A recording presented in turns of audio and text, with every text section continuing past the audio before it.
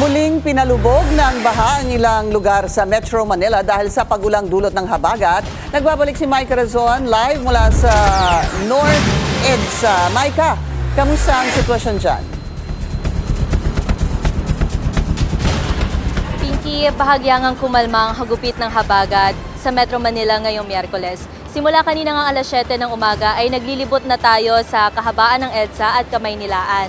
At kanina ngang umaga ay naranasan natin yung sani-puwersang hagupit ng malakas na hangin at ulan, partikular na sa Maynila sa Rojas Boulevard, na nagtala pa nga ng gutter deep flooding.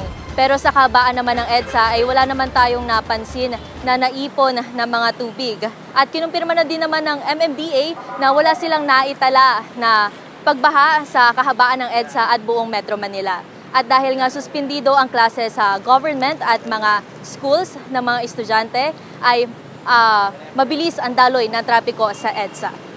Nandito naman nga tayo sa North Avenue EDSA na kung saan nakikita nyo sa aking likuran na mabilis din yung daloy ng mga sasakyan. At ngayon naman wala naman tayong napansin na dahilan kung bakit ito babagal o namakayan ng dahilan ng pagbagal nito.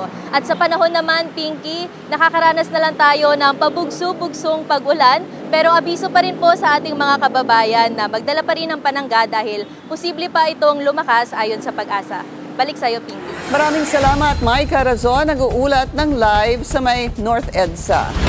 Mag-follow sa aming mga social media accounts at mag-subscribe sa aming YouTube channel para sa pinakahuli at eksklusibong mga balita.